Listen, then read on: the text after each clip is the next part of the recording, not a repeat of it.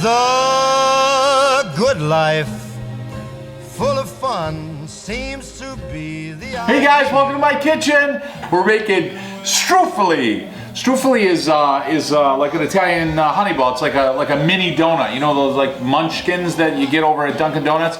Kind of similar to that.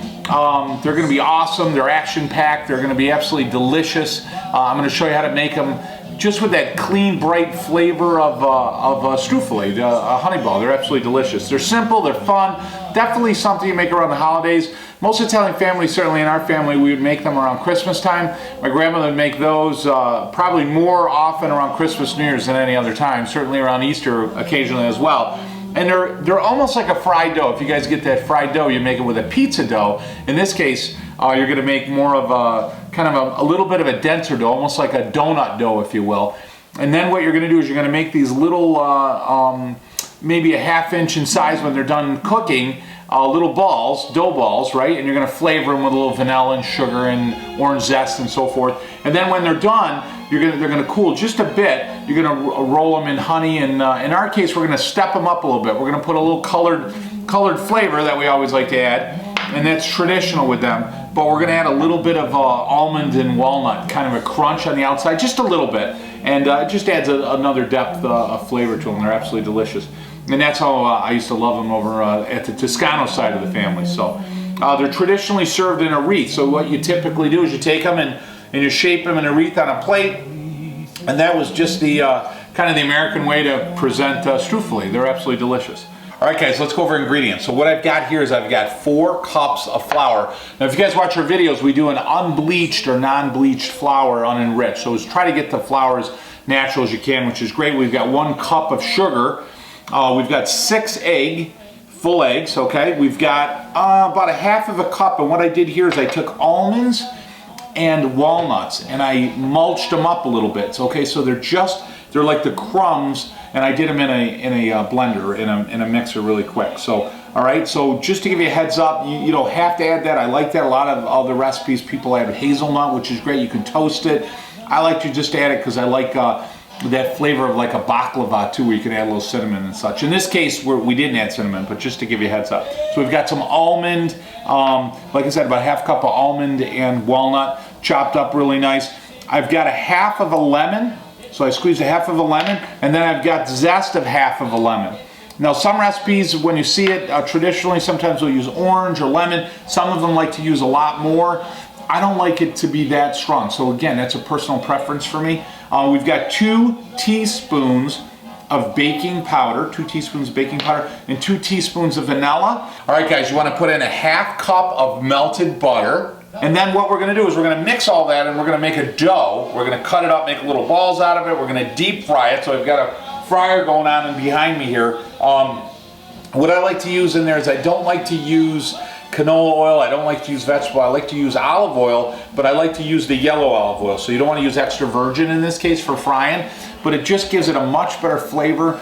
And those other oils aren't healthy for you, like olive oil. And then what we're going to want to do is we're going to want to, like I said, cook them. We're going to put them in a big pan, and then we're going to toss them in honey. So we want 1 cup to about 1.5 cups of honey.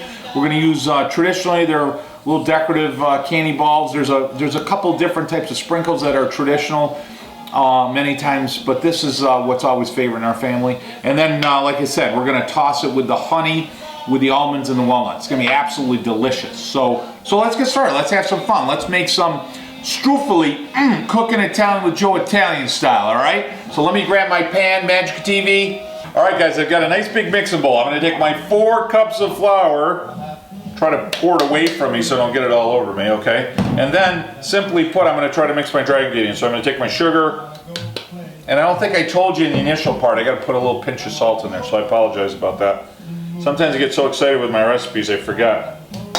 It's often difficult for me because I cook like my grandmother. A lot of times I just start putting stuff together, and I don't always measure it so much. So hold on, let me grab my salt, pinch of salt. Okay, so I'm just gonna mix those dry ingredients first, and that just makes it a little easier to ensure you get everything equally mixed. The big part, the big important part right now is that baking powder, because the baking powder is going to react. It's going to make them airy, expand, and light. You know, that's your leavening agent, so that's gonna be really important. So you wanna make sure you got all that mixed in really good. Okay, so that being said, I'm gonna slide that over to the side. Now I'm gonna put my wet ingredients. So I've got my 6 egg yolks. Again, crack them in a clear container. Mix them up really good first before you put them in. That way everything's really well incorporated. So I would scramble them first. Woo! And they just bring you right to that holiday feel in our family, no doubt. I mean, you start smelling the oil getting hot with all the sugar and all the flavors. Oh my gosh. Brings you right back to Grandma's kitchen. All right, so I've got a half of a lemon. All right, and now I've got some zest. So I've got a little bit more than half of a lemon zest.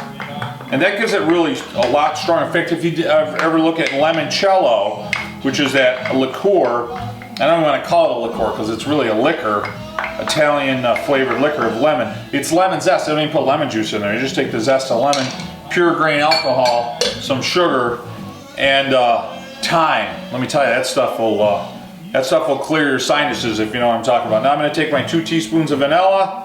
All right, so we're going to take our half cup of melted butter. We're going to put that right in. So it's not hot. It's just melted, okay? And that's going to give you, you know, butter gives you that depth of cream and flavor and a sweetness. You just can't get that anywhere else. So the butter just adds that to it. And now we're just going to mix it. Now this is going to make a dough. It's not going to make a, you know, a batter, okay? So now I'm just going to mix it, and you're going to see it's going to start to dry up here. See that? Whoa, look at that. Stuff's so fresh, it's flying out of the bowl here. There it is. Oh, I can smell the sugar and the butter. The vanilla. Oh, this is good stuff.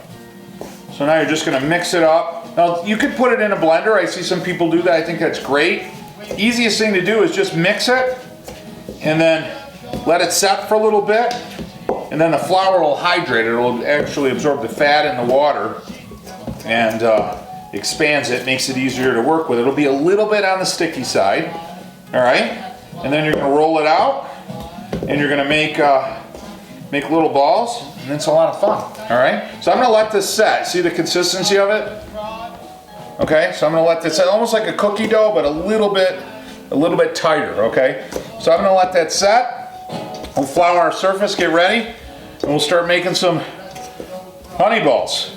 All right, guys, I'll talk to you in a few minutes. All right, guys, so this is the easy part and fun part. You're just going to grab a hunk of dough, okay, and just put a little bit of flour over your hands, right? And I already made a couple. Whoop, holy mackerel. Stuff's so fresh, it's bouncing all over. Are you guys proud of me right now? I haven't gotten any on my shirt yet. I know it's going to happen, but... All right, so you're just going to come across, okay? And look at that. Isn't that beautiful? All right, and it's like a cookie dough, like I said. So then you're going to cut across. I call it like making a gnocchi. And then just cut it across and scrape it. If it's a little thinner, you go a little bigger because you're going to roll it anyway, see? And then what you do is you roll it in your hand and you're about a 1/2 inch. So usually you got Christmas music playing. You might be in a little bit of the limoncello, if you know what I'm saying.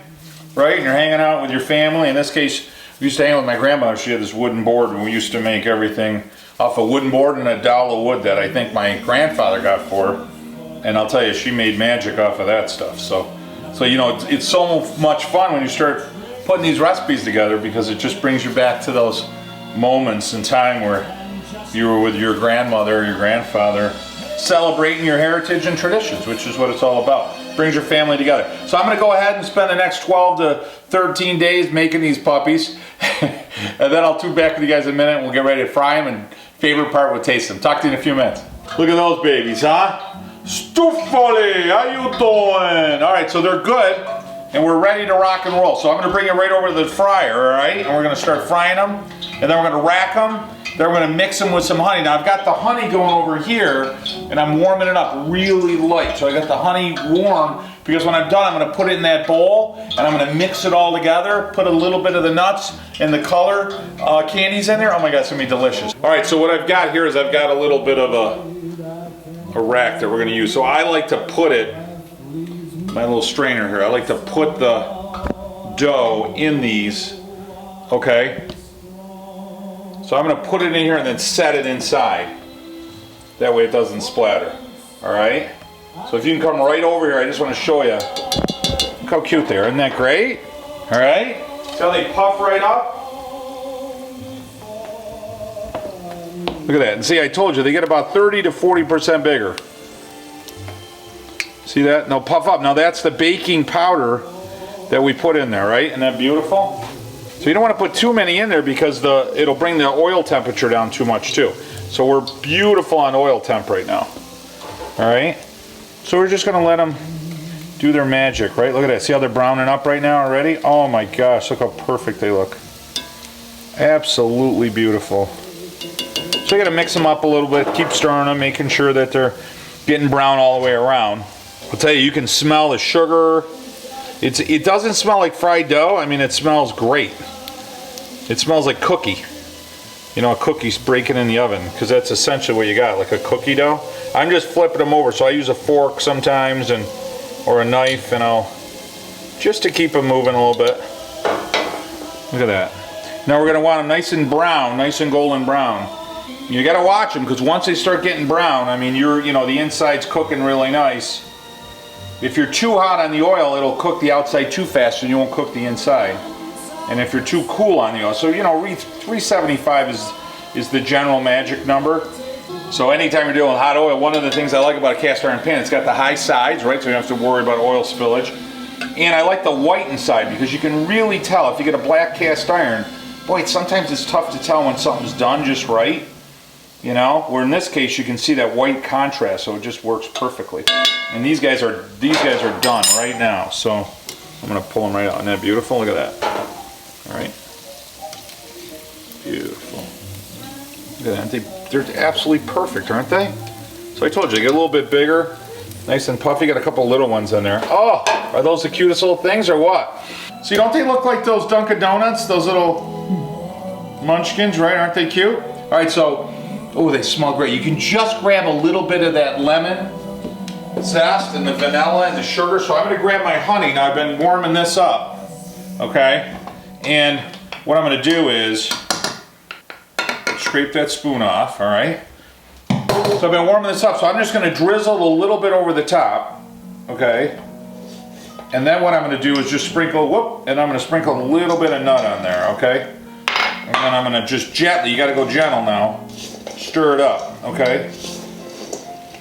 So sometimes I'll see people and they'll put like a puddle of it in there, but I don't like to do that because sometimes you can get them soggy. I don't want to absorb too much in there, right? I just want to drizzle it. So I'm going to just do a little bit over the top. Some of it will collect on the bottom, right? And then after it collects on the bottom, you're going to get it covered anyway. So that's beautiful. Look at that. Oh. So the goal here is to try to get it coated without getting it out of the bowl. So far, so good. So just go nice and slow. I'm going to the outside of the bowl and then just bringing it up slow, okay? So you don't want to strike it inside there because you'll damage the honey balls, okay? All right, so we're almost done. So I'm gonna do a little bit more. And the honey's gonna cool down, so it'll start to get, harder. I'm almost there right now. And then what we're going to do is we're going to set it up in a traditional way. Okay? So we're going to set it up in a beautiful Christmas wreath. There you go. So they're all got a nice coat. And this is easy now. Now what you're going to do is you're just going to put it right on a plate. Okay? And because of the honey, it'll all stick and you can kind of shape it. There's a little bit of honey in there, but that's all right. Oh, that's beautiful. Okay, so let me get this out of here. All right, so traditionally what you do is you set it up in a wreath. So you're gonna make like a nice round wreath. Try to make it even, and most of them will stick. If you got anything broken, or sometimes when I do this, I'll see like a misshapen one, the one that just doesn't cut the grade. Those are the ones you feed to the family early, or the kids. Give them a quick Give them a quick taste. Okay, beautiful, beautiful. And then traditionally, you know, based upon the colors of the holiday, you're gonna put sprinkles on it. So I don't like, myself, I don't like to cover them all with sprinkles because I don't necessarily like the flavor of the sprinkle. Again, that's my opinion. So we're gonna clean this up, make it look beautiful, right? And then, essentially you sprinkle it with some color. Italians love their color. My grandmother used to stitch colorful little circles and such in her apron, just because she used to love it. So I love that. I love that, just that accent of color, where I don't like the overwhelming flavor. All right, guys, one of my favorite parts. So now I need to sneak one because I'm making this for a friend of mine. So I'm gonna grab this one right here. That one looks absolutely perfect. So you can smell the citrus on it and the honey and the sugar. And again, it's got that flavor like a donut. It's gonna bring me right back to my grandmother's kitchen.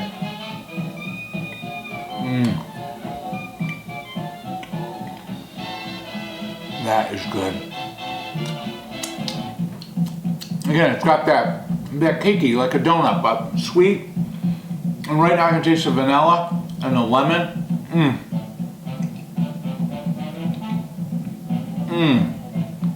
Man, that is good. Holy mackerel. Welcome to Christmas in Italy right there. Old school Italian. Thanks so much, guys. I got that almond and walnut crunch happening right now too. Thanks so much, guys, for joining me. Thanks for allowing me to share some of my traditions, my heritage with you. Spend some time with your family in the kitchen. Until next week, enjoy. Buon appetito.